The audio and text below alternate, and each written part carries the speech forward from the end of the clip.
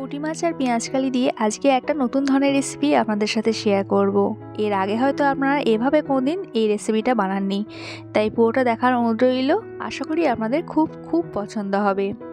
এখানে আমি 200 গ্রাম পেঁয়াজকালি আর 250 গ্রাম পুঁটি মাছ নিয়েছি। পুঁটি মাছটা একটু এরকম বড় সাইজের নিয়েছি, তবে ছোট পুঁটি মাছ দিয়েও আপনারা এটা করতে পারেন। পেঁয়াজকালিটা গোটা অবস্থাতে ধুয়ে নিয়ে তারপরে কাটলে ভালো হয়। মাছটাও এখানে ভালো করে পরিষ্কার করে বেছে ধুয়ে নিয়েছি। তারপর একটু নুন, একটু হলুদ গুঁড়ো, একটু কাশ্মীরি লঙ্কার গুঁড়ো আর একটু সর্ষের তেল দিয়ে মাছটা ভালো করে মেখে নিয়েছি। মাছটা সবার আগে ভেজে নেব, তার জন্য কড়াইয়ে একটু বেশি করেই সর্ষের তেলটা দিয়ে দিলাম। পুঁটি মাছ বা এমনি যে কোনো ছোটো মাছ একটু ছাঁকা তেলেই ভাজলে ভালো হয়, তবেই মাছগুলো কিন্তু ভেঙে যায় না, একদম ভাজার পরেও আস্তে আস্তে থাকে।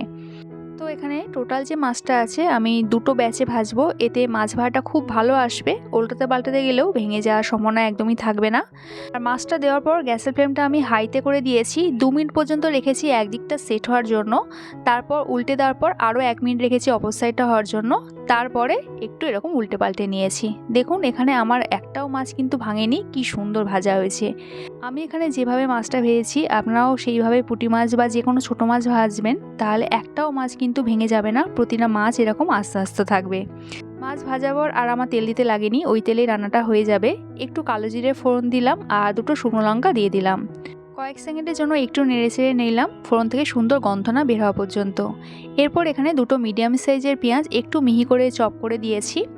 এরই সাথে দুটো মিডিয়াম সাইজের আলু একটু সরু সরু করে কেটে দিয়েছি। যেমন আমরা চচ্চড়ির জন্য আলু কাটি লম্বা লম্বা করে, সেইভাবেই এখানে কাটা আছে। মিডিয়াম ফ্লেমে আলু আর পেঁয়াজটা একটু ভেজে নেবো যতক্ষণ না এটা একটু লালচে হয়ে যাচ্ছে। এইভাবে ভাজলে কিন্তু দুটোই ঠিকঠাক ভাজা হয়ে যাবে। আগে যদি পেঁয়াজটা ভাজা হয়ে যেত, আলু ভাজতে ভাজতে কিন্তু পেঁয়াজটা বেশি ভাজা হয়ে যেত, পুড়ে যেতেও পারত। 2 থেকে 2.5 মিনিট মতন আমি ভেজে নিয়েছি, ঠিক এরকম ভাজাই কিন্তু আমার লাগবে। গ্যাসের ফ্লেমটা লোতে করে এখানে একটা মিডিয়াম সাইজের টমেটো দিয়ে দিলাম। এর সাথে এখানে দিয়ে দেবো 2 চামচ আদা বাটা।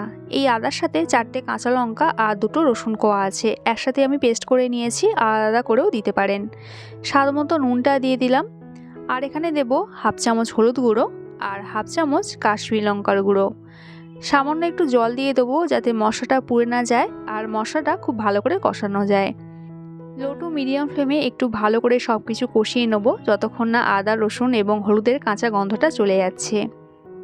এই রান্নাটা করতে কিন্তু সময়টাও খুবই কম লাগে, খুব তাড়াতাড়ি কিন্তু এই রেসিপিটা তৈরি হয়ে যায়। তো এখানে আমার সব কিছু ভালো করে কষানো হয়ে গেছে আর মশলার সাইড থেকে তেলও ছেড়ে এসছে। এইবার এখানে পরিমাণ মতন জল দিয়ে দিলাম।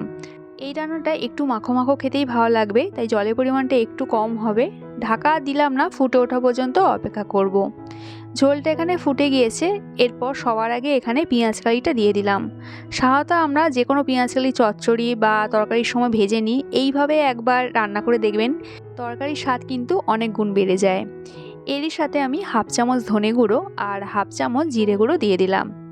এবার হাই ফ্লেমে 2 থেকে 2.5 মিনিট মতন একটু ফুটিয়ে নেবো যাতে পেঁয়াজকালিটা একটু সেদ্ধ হয়ে যায় আর সব কিছুর সাথে ভালো করে মিশে যায়। 2 মিনিট বাদে আমি এখানে ভাজা পুঁটি মাছগুলো দিয়ে দিলাম। এবার মাছটা আলতো হাতে একটু ঝোলের সাথে একটু মিশিয়ে দিলাম। মিডিয়াম ফ্লেমে 5 মিনিটের জন্য একটু ঢাকা দিয়ে দেবো, এতে মাছের মধ্যে গ্রেভির ফ্লেভারটাও ভালো করে মিশে যাবে আর পেঁয়াজকালিটাও পুরোপুরি সেদ্ধ হয়ে যাবে। 5 মিনিট বাদে কভারটা খুলে নিলাম। আর এখানে রান্নাটা প্রায় হয়ে এসেছে, দেখেও বুঝতে পারছেন। আর ঝোলটাও দেখতে পাচ্ছেন আগের থেকে পরিমাণটা কতটা কমে গেছে, সব কিছু ভালো করে মিশে গেছে। এই সময় শুধু আলুটা একটু চেক করে দেখে নেবো যে ঠিকঠাক সেদ্ধ হয়ে গেছে কিনা। যদি না হয় আরও 2 থেকে 3 মিনিট মতন ফুটিয়ে দেবেন। আমার এখানে আলুটা পুরোপুরি সেদ্ধ হয়ে গেছিলো বলে আর রান্না করতে লাগেনি। এই স্টেজেই গ্যাসটা আমি অফ করে দিলাম আর স্ট্যান্ডিং টাইমে 10 মিনিটের জন্য একটু ঢাকা দিয়ে রেখে দেবেন।